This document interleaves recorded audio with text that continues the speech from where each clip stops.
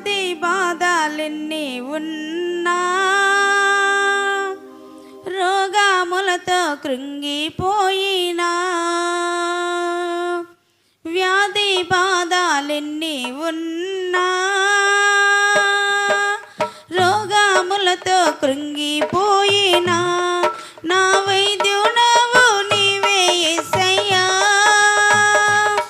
నన్ను స్వస్థపరచువాడవు